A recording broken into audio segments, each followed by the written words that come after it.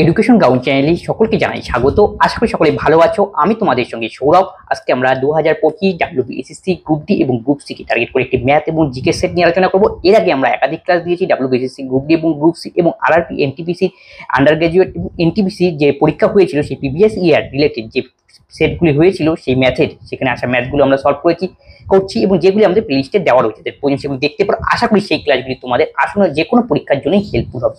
তবে আজকে ক্লাস শুরু করছি। প্রথম যেখানে রয়েছে সেটা হলো কোশ্চেন দিয়ে শুরু করবো জিকে নিয়ে। সেটা হলো ক্যাডি। এই শব্দটি কোন খেলার সাথে যুক্ত?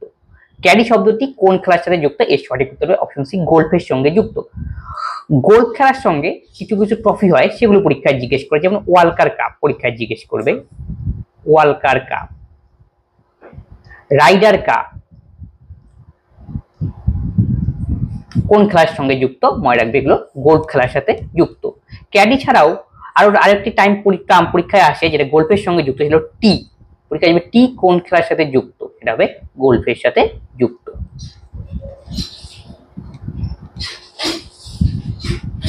ডেভিড কপারফিল্ড চার্লস ডিকেনকে বোঝায়, জেমস বন্ড কাকে বোঝাবে? তার মানে দেখো, চার্লস ডিকেন্স তো একজন লেখকের নাম, রাইটার। ডেভিড কপারফিল্ডের বইয়ের নাম, সেরকম জেমস বন্ড একটা বইয়ের নাম। তাহলে এই বইয়ের লেখককে? এর সঠিক উত্তর হবে অপশন সি, ইয়ান ফ্লেমিং যিনি ছিলেন তিনি জেমস বন্ড বইটি লিখেছিলেন। দ্য লিও যে টস্ট রয়েছে তার বিখ্যাত বই দ্য ওয়ার অ্যান্ড পিস, এটা পরীক্ষায় জিজ্ঞেস করে। The war and piece.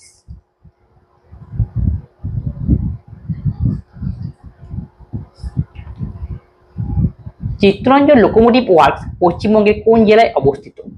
এটি পশ্চিমবঙ্গের পশ্চিম বর্ধমান জেলায় অবস্থিত। ডিজেল ইঞ্জিন তৈরির কারখানা। মানব শরীরে মোট কত জোড়া লালাগ্রন্থি থাকে? মানব শরীরে 6টি লালাগ্রন্থি থাকে, যা আমি বলতে পারি 3 জোড়া। অপশন বি হবে এর সঠিক উত্তর। সেগুলি হলো সাবম্যান্ডিবুলার, প্যারোটিড গ্রন্থি, প্যারোটিড, সাবম্যান্ডিবুলার, ম্যান্ডিবুলার আর সাবলিঙ্গুয়াল।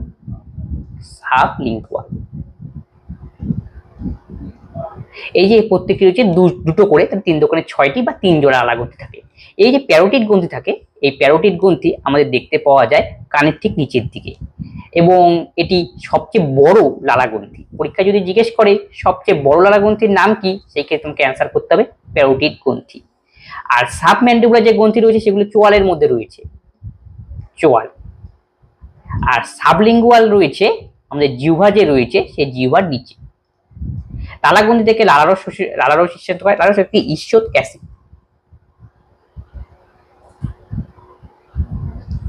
প্রমাণ চাপ ও উষ্ণতায় এনটিপিতে 1 গ্রাম অণু গ্যাসের আয়তন কত হবে? 1 গ্রাম অণু গ্যাসের আয়তন হলো 22.4 লিটার। 1 গ্রাম অণু বা 1 গ্রাম পরমাণু যেটাই বলুক, সেই ক্ষেত্রে যদি পরীক্ষায় জিজ্ঞেস করে টোটাল অণু বা পরমাণুর সংখ্যা কত 1 গ্রাম অণুর কোনো গ্যাসের, বা মোলার ভর বা মোলারের যে 1 মোলের অণু সংখ্যা কত, এর অণু সংখ্যা হলো 6.022 ইন্টু 10⁻23। এই সংখ্যাকেই বলা হয় অ্যাভোগাড্রো নম্বর। এনটিপি হলো normal temperature pressure. Normal temperature pressure.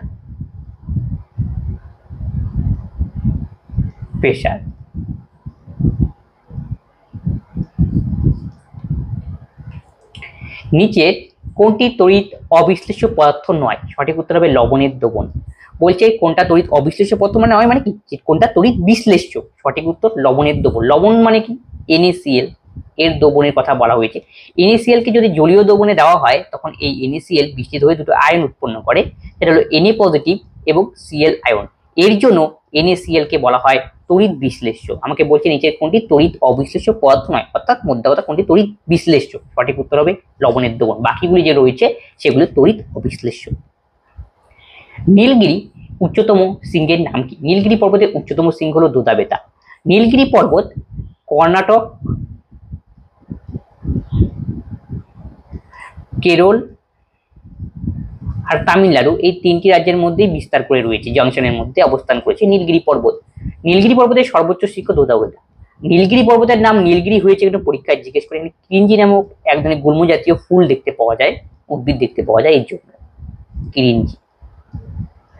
এই নীলগিরি পর্বত রয়েছে, এখানে উটি নামে একটি জায়গা রয়েছে, উটি হিল স্টেশন রয়েছে, উটি। Hill station. এই নীলগিরি হলো প্রথম biosphere reserve, first biosphere reserve of India, biosphere reserve of India, of India.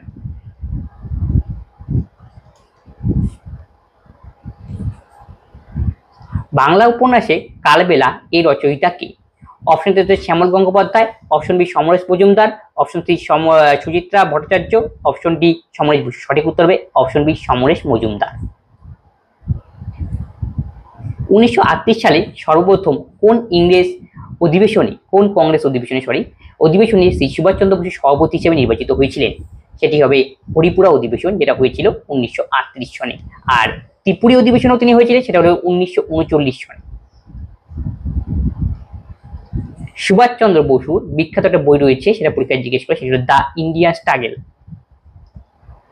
Indian struggle, তার লেখা একটা বইয়ের নাম। তিনি 1943 সনে আজাদ হিন্দ ফৌজের দায়িত্বভার গ্রহণ করেন, আজাদ হিন্দ ফৌজের দায়িত্বভার গ্রহণ করেন। আর এখান থেকে মনে রাখো 1939 সনে তিনি ফরওয়ার্ড ব্লক দল গঠন করেন।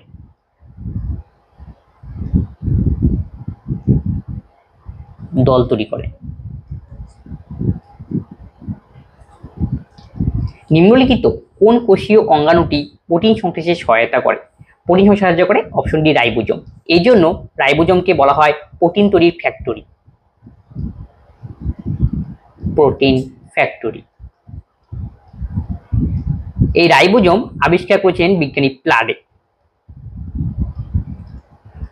রাইবোজোমের মধ্যে আরএনএ অবস্থান করে, এমআরএনএ আর টিআরএনএ। এমআরএনএ কে বলা হয় মেসেঞ্জার আরএনএ, টি হলো ট্রান্সপোর্ট আরএনএ। এমআরএনএ মেসেঞ্জার বার্তা দেয়, আর টিআরএনএ হলো প্রোটিন বা রাইবোজোম যে প্রোটিন ছিল সেটা উৎপন্ন করতে সাহায্য করে। লাইসোজোম এখানে দেখতে পাচ্ছ, এটা একটা কোষ অঙ্গাণু, কোষের মধ্যে পরিলক্ষিত হয়। এই লাইসোজোমকে বলা হয় suicide bag of the cell, suicide bag of the cell, of the sell.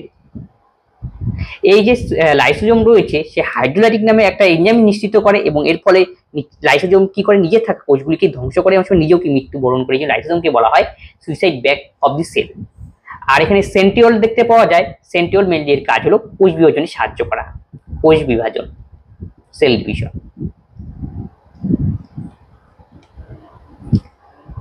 পটাশিয়ামের রাসায়নিক সংকেত কি? কে হলো পটাশিয়ামের সংকেত? পিটি মানে প্লাটিনামের সংকেত, প্লাটিনাম। এটা সোডিয়ামের সংকেত, পরেরটা phosphorus, P for phosphorus, sodium, phosphorus. এই সোডিয়াম রয়েছে, সোডিয়াম একটা ধাতু, সোডিয়ামকে মনে রাখবে কেরোসিন তেলের মধ্যে ডুবিয়ে রাখা হয়, কেরোসিন। এই কারণে যে সোডিয়াম যদি জলের সংস্পর্শে আসে বা জলীয় বাষ্পের সংস্পর্শে আসে, তাহলে সেখানে বিক্রিয়া ঘটায় এবং আগুন জ্বলতে বা বিস্ফোরণ হতে পারে। ন্যাশনাল স্টক এক্সচেঞ্জ কোথায় অবস্থিত? মুম্বাই অবস্থিত ন্যাশনাল স্টক এক্সচেঞ্জ। কর্পূরকে উত্তপ্ত করলে তরলে পরিণত না হয়ে সরাসরি বাষ্পে পরিণত হওয়াকে কি বলে? উদ্ধপাতন। কোনো যখন এটা হলো কি বিভিন্ন জল বাষ্প থেকে এসে পরিণত হওয়ার ঘটনা। কোনো পদার্থ যখন যদি আমরা হিট দেই, সেটা হিট দেওয়ার পরে কি হয় আমাদের জানি, সলিড হবে কঠিন, তরল হবে লিকুইড, আর গ্যাসেস হবে। এই তিনটা ফর্মে তো কন্ডিশন হয়। কিন্তু কর্পূর তো কঠিন পদার্থ, সলিড পদার্থকে হিট করার ফলে এটা লিকুইড স্টেজটা না হয়ে একবারে গ্যাসীয় স্টেজে পৌঁছায়। এর জন্য এই কর্পূরে যে ঘটনা, একেই বলা হয় উদ্ধপাতন। এটা রিপিট হয়েছে। ন্যাশনাল স্টক এক্সচেঞ্জ কোথায় অবস্থিত? মুম্বাই। এরা মেনলি শেয়ার যে বাজার রয়েছে আমাদের, শেয়ার বাজার, সেটা সংক্রান্ত বিভিন্ন কাজ করে থাকে। এছাড়াও আমাদের রয়েছে একটা বোম্বে স্টক এক্সচেঞ্জ, এই একই টাইপের কাজ, কিন্তু এটা মনে রাখবে বোম্বে স্টক হলো কি ভারতের একদম প্রাচীনতম স্টক এক্সচেঞ্জ, ওল্ডেস্ট।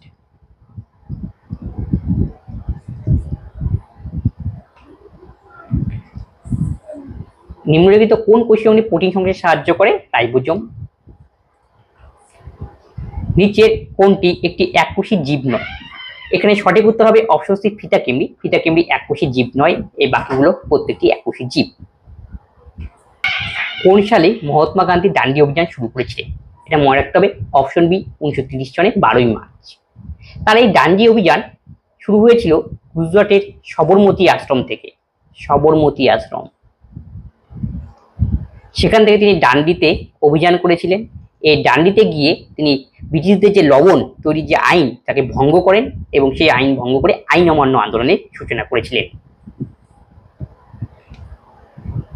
হিমাটাইট কোন খনিজ পদার্থের একটি নাম?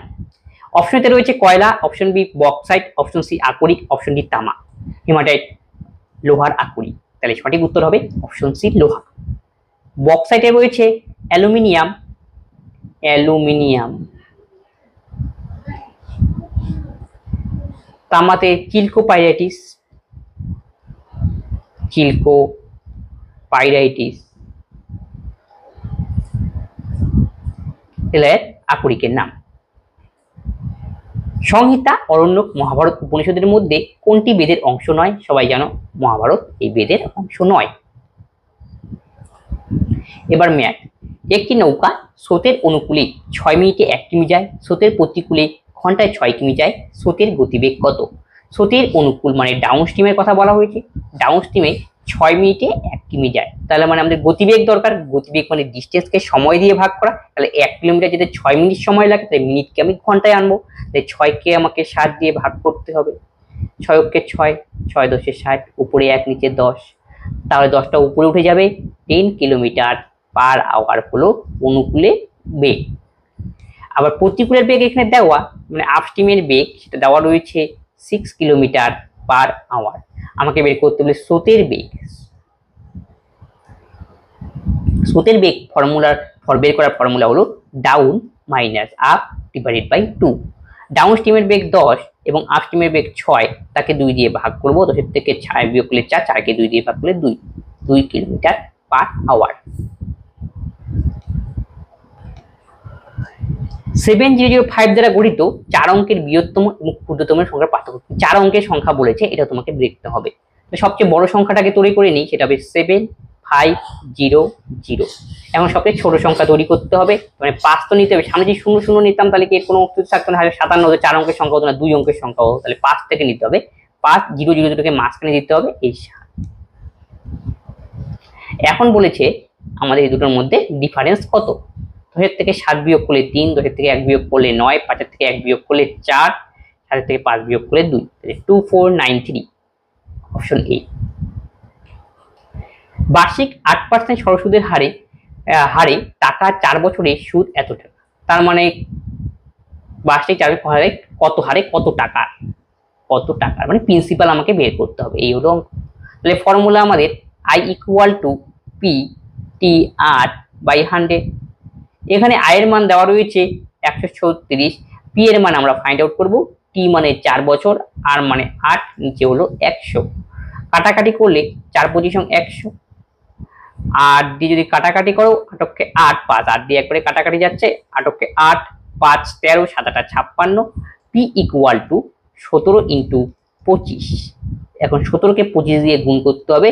5 17 85, 85 5, হাতে হলো 8 2 34, আর 8 যোগ করলে হবে 42, তাহলে 425 হবে আমাদের সঠিক উত্তর, অপশন এ।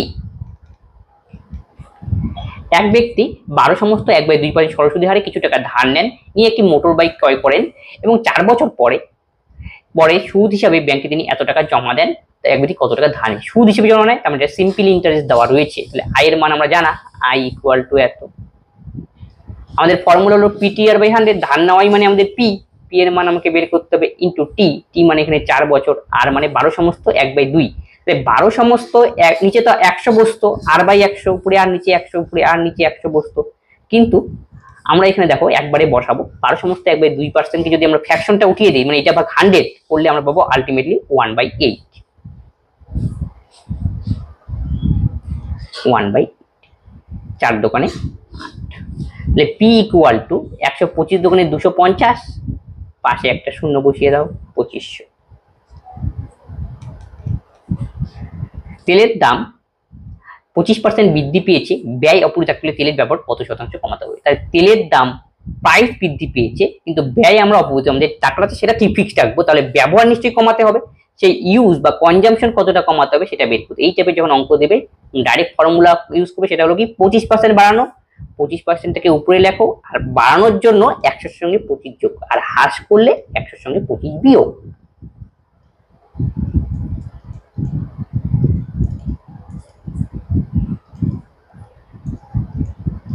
তাহলে সঠিক উত্তর হবে আমাদের 20%। একটি আয়তক্ষেত্রের দৈর্ঘ্য প্রস্থ 20% হ্রাস করলে আয়তের ক্ষেত্রফল কত শতাংশ হ্রাস পাবে? এই জন্য ফর্মুলা আমরা ইউজ করবো একটা, এটা হলো a plus B plus ab by 100। এখন তোমাকে বলছি কি দৈর্ঘ্য দুটোকেই হ্রাস করার পরে মাইনাস সাইন বসিয়ে দাও, তাহলে আর ভুল হবে না। দৈর্ঘ্য 20, প্রস্থ 20 হাঁটানো হলো, তারপরে প্লাস মাইনাসে মাইনাসে প্লাস 20 ইন্টু 20 বাই 100। দৈর্ঘ্য প্রস্থ দুটোকেই হ্রাস করা হলো এত, তার মানে 20 যদি যোগ করি 40, কাটাকাটি করে দাও, 2 দোকানে 4, 24 থেকে 4 গেলে -36, এর থেকে বোঝা গেল 36% মাইনাস হলো তো হ্রাস পাবে, 36% হ্রাস। একটি ভগ্নাংশ নির্ণয় করো যেখানে 3/4 27/64 অনুপাতের সমান। তার মানে কন্ডিশন বলতে একটা ভগ্নাংশ নির্ণয় করতে 3/4, সেই ভগ্নাংশটাকে আমি x ধরবো, সেটা হলো 27/64 x এর সমান, এই হলো কন্ডিশন। তাহলে 3/4, আর এখানে অনুপাতকে আমি ভাগ আকারে লিখতে পারি, তাহলে 27/64, আর x কে যদি আমরা উল্টে দেই সেটা হবে 1/x। এবার তুমি কাটাকাটি করো, 3 নং 27, 4 ষোল নং 64, তাহলে কোনাকুনি গুণ করলে তাহলে এখানে 1 রইলো, তারপরে 9/16x, তাহলে 16x ইজ ইকুয়াল টু 9, তাহলে x ইকুয়াল টু 9/16।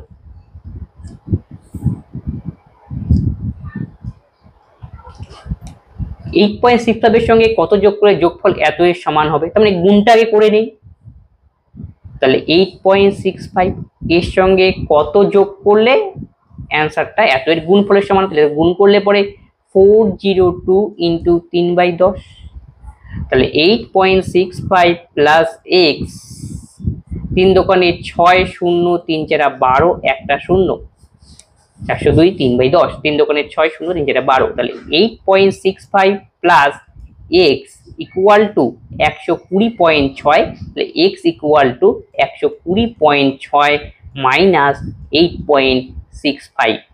6 থেকে 5 বিয়োগ করলেই 16, 6 থেকে 5 বিয়োগ করলে হবে 1, তাহলে এখানে 8.5 এর কত যোগ করলে এত সমান হবে?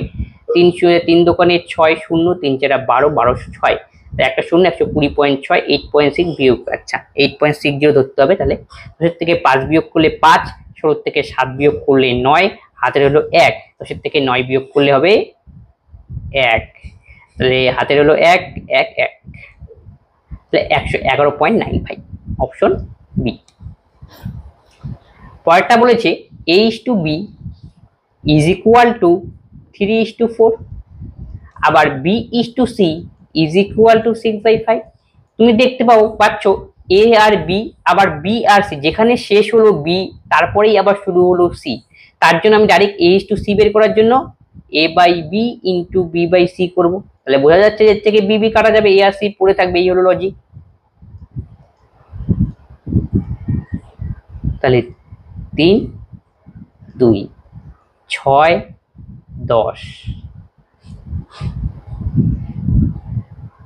থেকে 9 10, তাহলে a/c ইজ ইকুয়াল টু 9:10।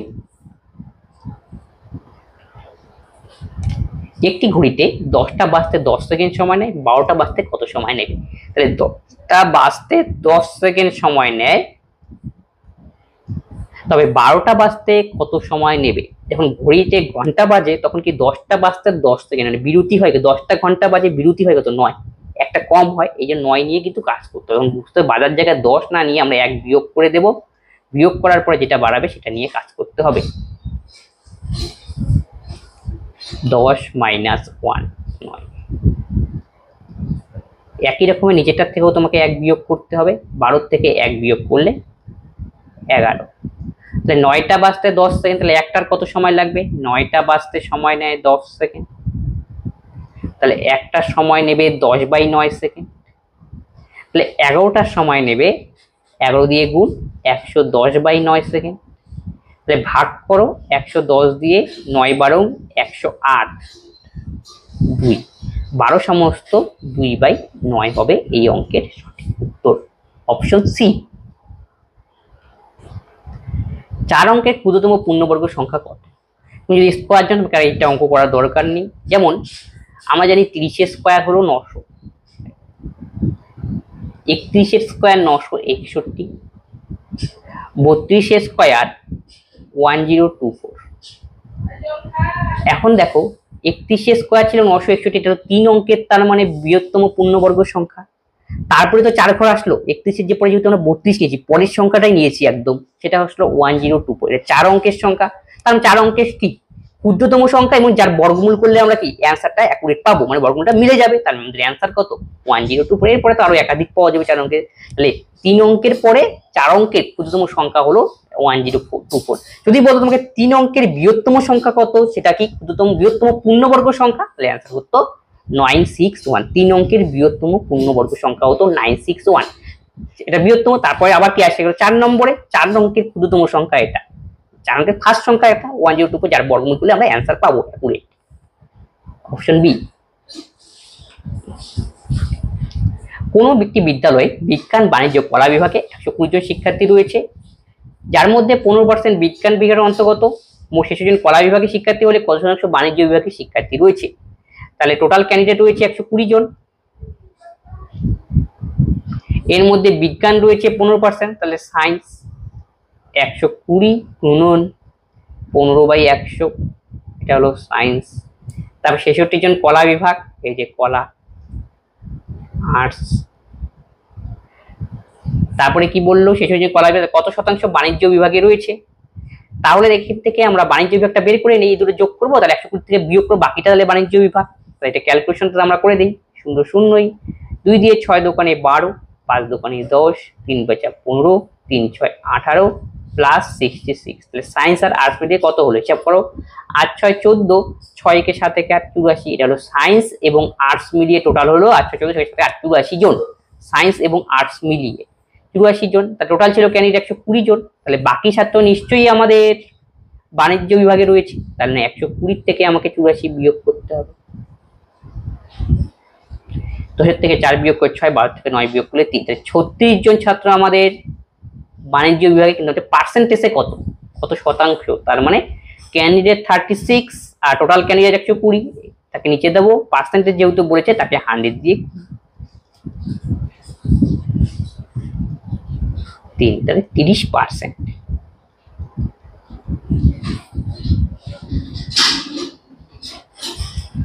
রামের আয় শ্যামের আয় অপেক্ষা 20% বেশি, শ্যামের আয় রামের অপেক্ষা শতকরা কত কম? তাহলে রামের আয় শ্যামের অপেক্ষা 20% বেশি। আবার কি বলছে, উল্টা বলেছে, এবার দেখো শ্যামের আয় রামের অপেক্ষা কত কম, শ্যামের আয় রামের অপেক্ষা কত কম। তাহলে এই টাইপের যখন কন্ডিশন দেবে তখন ডাইরেক্ট ফর্মুলা একটা করানো হলো, যে খরচের অঙ্ক ঠিক একই কনসেপ্ট দিয়ে অঙ্কটা হবে। 20% বেশি, 20টাকে আমরা উপরে লিখবো, বেশির জন্য 100 সঙ্গে 20 যোগ 120 ইন্টু 100, কাটাকাটি করো 2/6, 2 দিয়ে যদি আমরা কাটাকাটি করি 50/3, লিখে ক্যালকুলেশন করলে আমরা পাবো 16 সমস্ত 2/3, 3 আসলে 50/3, এত পার্সেন্ট।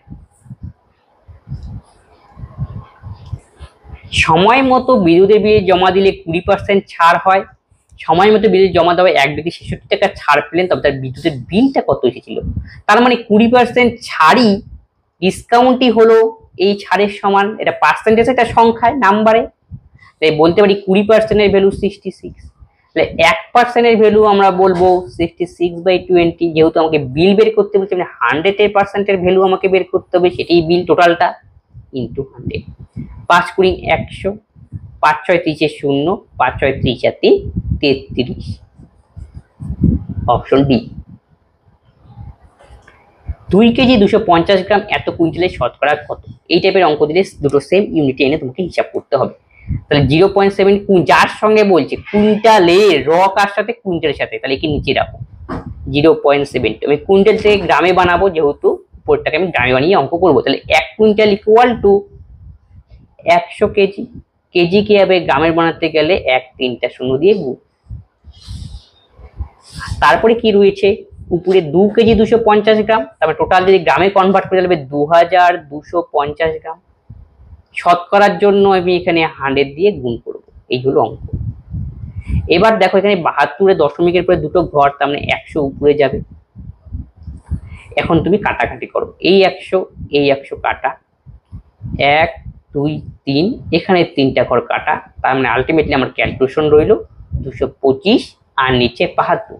9 দিয়ে কাটাকাটি যাচ্ছে, 9 দোকানে 18, 4 22, 5 নং 45, 9 দিয়ে যদি কাটাকাটি করি 8 নং 72। তাহলে আমরা একে মিশ্রতে বানাবো 3 সমস্ত 1/8, 3 আর 24 একে 25 পাই। Option D. Rajdhani express Purba express গতিবেগের অনুপাত 4:3। পূর্বা এক্সপ্রেস যদি 4 ঘন্টায় 72 কিলোমিটার পথ যায়, তবে 3 ঘন্টায় রাজধানী এক্সপ্রেস কত পথ যাবে? তাহলে রাজধানী এক্সপ্রেস আর পূর্বা এক্সপ্রেস, এই দুটো এক্সপ্রেসের মধ্যে স্পিডের অনুপাত দেওয়া রয়েছে, এটা হলো 4:3। এটা হলো স্পিডের অনুপাত। এখানে দেওয়া রয়েছে পূর্বা এক্সপ্রেসটি 4 ঘন্টায় 72 কিলোমিটার যায়, তাহলে এখান থেকে আমি পূর্বা এক্সপ্রেসের স্পিডটা বের করে নিতে পারবো। তার মানে ডিস্টেন্স 72টাকে টাইম দিয়ে ভাগ করব, এটা হবে 4 18 72 কিমি পার আওয়ার। পূর্ব এক্সপ্রেসের গতিবেগ বের করলাম 18 কিলোমিটার পার আওয়ার, তাহলে পূর্ব এক্সপ্রেস অনুপাতে কত 3, তাই বলতে পারি 3 এর ভ্যালু হলো 18 কিলোমিটার পার আওয়ার। তাহলে 6 গুণ, তাহলে নিশ্চয়ই রাজধানী এক্সপ্রেস তার চেয়ে এর যদি 6 গুণ হয় 4 এর 6 গুণ হবে, 4 6 24 কিলোমিটার পার আওয়ার। তাহলে রাজধানী স্পিডের গতিবেগ আমরা বের করলাম 24 কিলোমিটার পার আওয়ার, কিন্তু আমাকে বলছে রাজধানী এক্সপ্রেসটা 3 ঘন্টায় কতটা দূরত্ব যাবে, ডিস্টেন্স বের করতে বলছে। তাহলে গতিবেগ ইন্টু 24 ইন্টু টাইম, 72 কিলোমিটার। আর যদি গতিবেগ কত, সেই ক্ষেত্রে অ্যান্সার হতো 24 কিলোমিটার পার আওয়ার। কত টাকার 60% 90 টাকার এত পার্সেন্টের সমান হবে? কত টাকা আমি জানি না, আমি ধরলাম x টাকা, তার 60% মানে 60/100 ইকুয়াল টু 90 টাকা। এটাকে যদি আমরা ভাঙি তাহলে 250/3 হবে, ইন্টু পার্সেন্টের জন্য নিচে 100, এই 100 কাটা, এই শূন্য কাটো, 3 তিরিক্ষে 9, 3 দিয়ে যদি আমরা কাটাকাটি করি 3 দোকানে 6, 2 দিয়ে 250কে কাটলে 125। তাহলে x এর মান আমরা এখান থেকে বের করলাম 125। শতাব্দী এক্সপ্রেস হাওড়া থেকে নিউ জলপাইগুড়ি ঘন্টায় 100 কিলোমিটার পার আওয়ার বেগে যায় এবং ঘন্টায় 120 কিলোমিটার গতিবেগে ফিরে আসে, শতাব্দী এক্সপ্রেস যাতায়াতের গড় গতিবেগ কত? তাহলে কোনো একটা ট্রেন বা কোনো একটা যান যতটা দূরত্ব গেল, ঠিক ততটা দূরত্ব যদি ফিরে আসে, এখান থেকে তোমাকে যদি বলে এভারেজ স্পিড বের করতে আর যাওয়া এবং আসার গতিবেগ তোমার দেওয়া, তখন এভারেজ স্পিড বের করার ফর্মুলা হবে 2ab/a + b। a ফর প্রথমটার গতিবেগ, b ফর দ্বিতীয়টার গতিবেগ। তাহলে 2 প্রথমটার গতিবেগ 100 মানে যাওয়ার সময়, b মানে আসার সময়, সেটা বলছে তাকে 120 নিতে হবে, a + b মানে যোগ করতে হবে। তাহলে 100 আর 120 যোগ করলে হয় আমাদের 220। এবার তুমি কাটাকাটি করো, 2 দিয়ে কাটাকাটি, 6 দোকানে 12, 2 দিয়ে 11। এবার তোমাকে গুণ করতে হবে 6 দোকানে 1200/11, 1200/11। এবার ভাগ করে দাও, 9 12 হলো এখানে 112কে 12 11 দিয়ে যাবে প্রথমে, 11কে 11, 12 থেকে 11 গেল 100, তার মানে 1 গেল, একটা শূন্য না রাখলাম, তাই শূন্য একবারে করে দিলাম, 9 12 12 109, 112কে 12 1 10 কত ছিল 2, 6 দোকানে 1200 গেল 109, 12 11 10, 11কে 11 গেল 1 0 100, দুটো শূন্য নামলো আমাদের, এই জন্য 9 12 100 99। তাহলে 109 সমস্ত 1/11। তাহলে সঠিক উত্তর হবে অপশন ডি। একটি নির্দিষ্ট পরিমাণ টাকা 20 বছর সুদে আসলে 3 গুণ হয়, তাই বার্ষিক সুদের হার কত? তার মানে যখন এই টাইপের অঙ্ক দেবে, ইয়ার তোমাদের জানা 20 বছর সুদে আসলে 3 গুণ হয়, তাহলে অ্যামাউন্টটা হলো 3 গুণ। তাহলে প্রিন্সিপাল আমি জানি না, প্রিন্সিপাল মনে করো 1 যদি থাকে তাহলে অ্যামাউন্টটা সেটা 3 গুণে দাঁড়াবে, তার মানে প্রিন্সিপাল যদি 1 হয় অ্যামাউন্টটা হবে 3। সেখান থেকে তোমাকে বের করতে হচ্ছে সুদের হার কত। তাই সুদের হার বের করার জন্য এই টাইপের অঙ্কগুলোর বেস্ট ওয়ে একটা ফর্মুলা রয়েছে। সেটা কি? সেটা হলো 100 গুণন n-1 ডিভাইডেড বাই টি। তাহলে 100 ইন্টু n মানে কত গুণ বলেছে, 3 গুণ। তাহলে n এর জায়গায় 3 বসাবো, 3 এর থেকে 1 বিয়োগ করলে 2, আর টি মানে 20, 5 দোকানে 10%।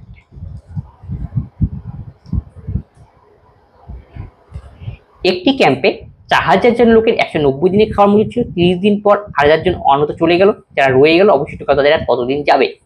তাহলে দেখো এখানে ম্যান আর ডের মধ্যে সম্পর্ক দেওয়া রয়েছে। প্রথমে ছিল 4000 জন লোক, তাদের খাবার মজুদ ছিল 190 দিনের। তারপরে বললো 30 দিন পর অন্যত্র 80 জন চলে গেল, 80 জন চলে গেল, যারা রয়ে গেল তাদের অবশিষ্ট কতদিন চলবে, মানে দিনটা আমাকে বের করতে হলো। এখানে একটা প্রশ্নবোধক দিয়ে রাখলাম। তাই 30 দিন পর, তাহলে এখান থেকে আমাকে 30 বিয়োগ করে দিতে হবে। তাহলে এখানে পাবো আমরা 160। আবার 80 জন অন্যত্র চলে গেল, তাহলে অন্যত্র চলে গেলে তোমাকে মাইনাস করতে হবে, আর নেই 800, তাহলে হবে এটা 3200। এখন বলছি এই 32 জনের খাবার কতদিন যাবে, এইগুলো অঙ্ক। তাই 4000 জনের খাবার যায় 160 দিন, নিশ্চয়ই একজনের বেশি যাবে, তাই গুণ করবো 4000 গুণন 160। আমাকে বের করতে হচ্ছে 3200 জনের খাবার কতদিন যাবে, নিচে তাহলে 3200। যে কাটাকাটি করি 16 দিয়ে 10, 16 দোকানে 32, 2 দিয়ে কাটাকাটি করলে 20, তাহলে আমাদের সঠিক উত্তর হবে 200, অপশন সি। দুটি সংখ্যার গড় 9 এবং অন্য তিনটি সংখ্যার গড় 4, 4, তাই 5টি সংখ্যার গড় কত? দুটি সংখ্যার গড় 9, টোটাল কত? 9 দোকানে 18। তিনটি সংখ্যার গড় 4, তাই টোটাল হলো 3, 4, 12। টোটাল সাম করো, 8, 2, 10, 1, 2, 3, 30। তাহলে কয়টা নম্বর হলো? 5টা নম্বর। 5টা সংখ্যার এবার এভারেজ 5 দিয়ে ভাগ করে দেবো, তাহলে হবে 6। তাহলে আজকে ক্লাসে এই 40খানা কোশ্চেন ছিল ম্যাথ এবং জিকে মিলিয়ে, সেগুলো সলভ হলো। যদি কোনো কোশ্চেনে বা কোনো ম্যাথে তোমাদের ডাউট হয় অবশ্যই তোমরা কমেন্ট বক্সে কমেন্ট করবে, বন্ধুর সঙ্গে ক্লাসটি শেয়ার করে দাও, যে সকলেই এই ক্লাস থেকে কিছু না কিছু বেনিফিট পায়। তবে আজকে ক্লাস আমরা এখানেই শেষ করছি, পরবর্তীতে আবার দেখা হচ্ছে। ধন্যবাদ।